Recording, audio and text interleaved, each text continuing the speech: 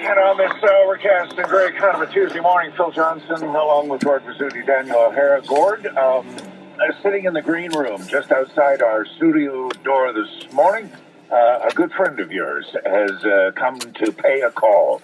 Dr. Stephen Jeffries is come to remove my spleen live on radio after a fall from my bike. He's a big biker, big cyclist. He's also pretty much retired, which is he's an impresario. There he is. He's directing a Shakespearean play, Comedy of Errors. He's done a lot of that. Yeah.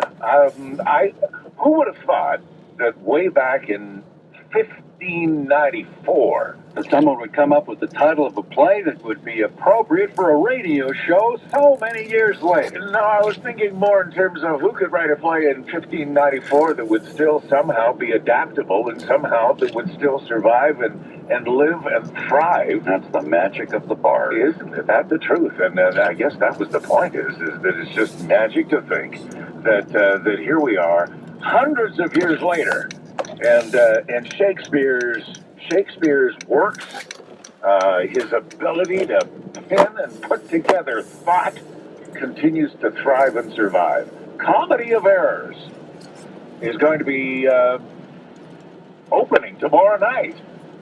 So we have the director in studio with us. Dr. Stephen Jeffries will join me in a moment to talk about this piece of playwright delight that is open for an interesting run at the Rotary Center for the Arts. Back in a moment. AM 11, just up on 8:50 on this Tuesday morning, and sometimes, you think of the words and the poets and the great writers of our time, of our history, as being almost like a time machine. They have the ability to take you back in time, and I think William Shakespeare happens to be one of those. His play, Comedy of Errors, written in 1594. And Stephen Jeffries, I was talking with Gord just before he came into the studio this morning. I'm saying, how incredible is it that words that he penned in a comedic farce in 1594 still live today and still can be twisted and moved and massaged and turned into something that is equally as important today as it was in 1594 when it first presented. Is that not amazing? It is amazing. Yeah, totally. I think William Shakespeare was writing for old times. We didn't realize it at the time, but his plays have been performed millions of times. Comedy of Errors was written in probably just a few weeks. It was put on as a Christmas farce. We even know exactly where it was. It's in one of the Lincoln Inn Fields in London, and it's as crazy and funny today as I'm sure the audience was found in 1594. And who would have believed that those words would stand up to the passage of not decades but centuries? Well, I think he's the original Seinfeld. The number of simple one-liners, the situation comedies, the craziness, the mistaken identities. He started it all. So this is a treat to have you in studio because Dr. Stephen Jeffries, known to many, many, many, many, many of you for his antics in a surgical studio or as a practicing doctor running a practice, but you're directing the Comedy of Errors, and I apologize to you because I thought you were coming here as one of the performers. Well, I like performing, but I really enjoy directing, and I always feel myself being sort of an obstetrician. I nurture this little growing baby of a play for several months, and then out it comes. And so I enjoy the directing process. And it emerges into the world. Perfectly formed. See, no kidding.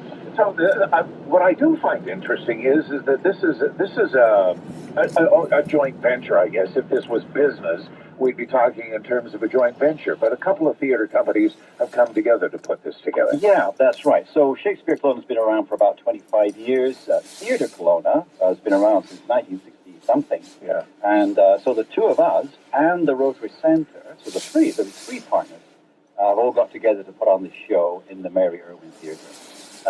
So it's going to be, it has great strengths because of that, with infrastructure and marketing. No kidding. Okay, so why did you pick Comedy of Errors? Why did you not pick Midsummer Night's Dream? Why did you not, do you sit around the table and say, we've got to do a Shakespeare? Usually we're going to be outside, but let's bring it inside. What's the process here? Right, yeah, you're quite right. For the last few years, we've been doing outdoor shows. I'm glad it's not outdoor. moment. Okay. It would have been in July, but we thought we'd have a change. You have a lot more control over the environment with an indoor show. Clearly, you've got sound and light to play around with. We chose Comedy of Errors. We did it 10 years ago. We tend to rotate through the popular and great plays. The standards. The standards. There are some other plays that really should never see the light of day, but this one is a great farce, hilarious farce. Now, in some notes that you sent me, and I appreciate you sending that, you make mention of the fact that we in this country are celebrating the sesquicentennial. The country celebrates 150 years as a nation, so that becomes one of the elements that and I marvel at all of the things that are going on across this country where we're trying to honor and mark the emergence of this country 150 years later. When you think about it, we are still a crawling babe. We've hardly got off our knees. We're still crawling across the kitchen floor. We're a very young nation. But you've managed to basically recognize that fact, and what are you doing to sort of honor Canadiana, I guess? Right. So this year, a lot of people are a lot of theatre groups are putting on Canadian plays. Well, clearly Shakespeare's not Canadian, although we all have a heritage from his work. This play is set in a city probably not completely dissimilar to Vancouver. You may hear the noise of sky trains. You may hear the noise of church bells that you might hear in Vancouver. You might look at the costume and go, hey, those guys are just wearing bowl caps and tubes.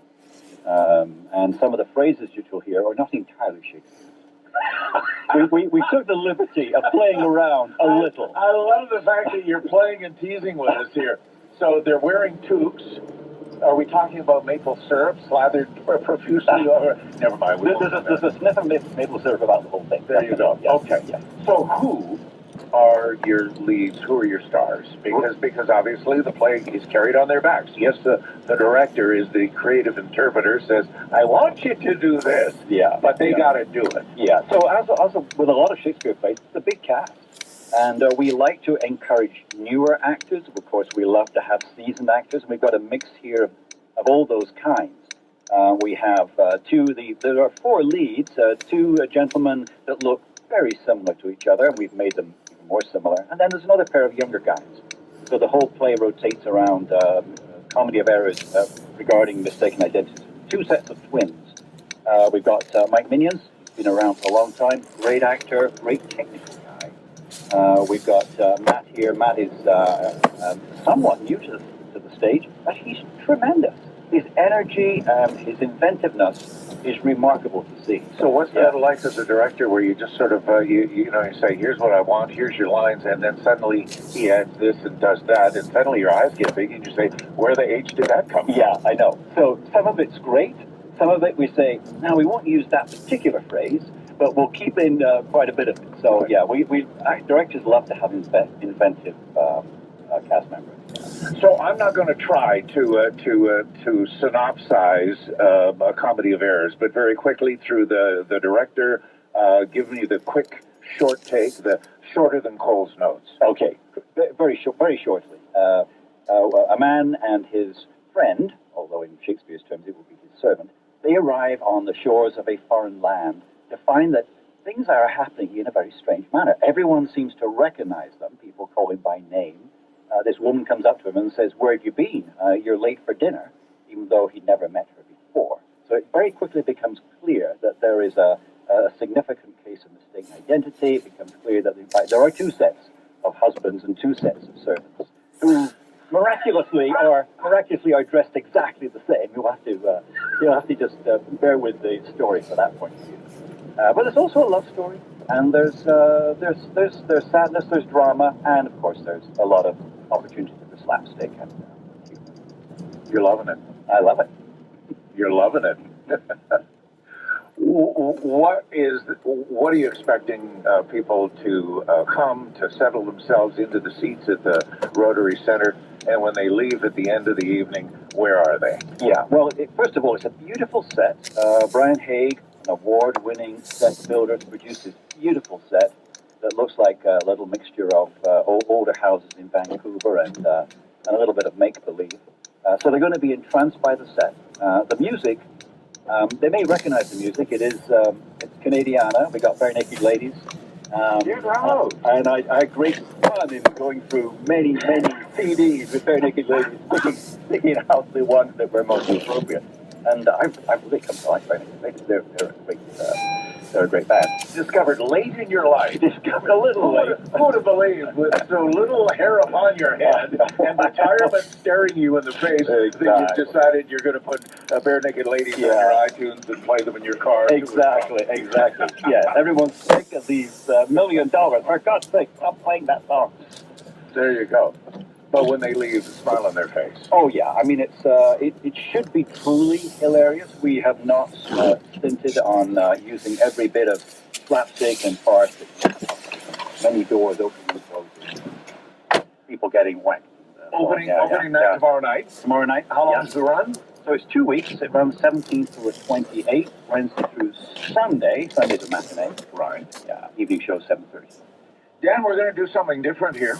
I have 2 pair of tickets, and I want to give 2 pair of tickets away and to the 5th and 6th callers at 250-862-2525. 250-862-2525. 5th and 6th callers. We're going to send somebody to see the opening night tomorrow night at the Rotary Center for the Arts. Dr. Stephen Jeffries, as retirement stares you in the face, is theater going to become far more involved in your life? You're going to have a lot of extra time on your hands. Yeah. I think theater it's always been a reasonably big part, but I think it might play a bigger part. I'm looking forward to doing more plays, more direction, looking for roles for older people. Of course we're looking for roles for older people. On Golden Pond is out there as well. That's the one that's left. There you go. Have yourself a great day. Have a great night tomorrow night. All right. Thanks very much. Thank you so much. Dr. Stephen Jeffries. Comedy of Errors opens tomorrow night at the Rotary Center for the Arts. We'd love to put you in the house and make you a part of the audience. This is the early edition with Bill Johnson and Gord Mizzuti on Kelowna's information station, AM 1150.